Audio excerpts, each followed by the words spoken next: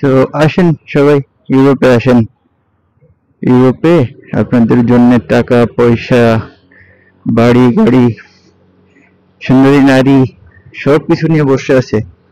দ্রুত চলে আসেন। আসেন, টাকা পয়সা না হলে সব পিছনে পড়ে যাচ্ছেন।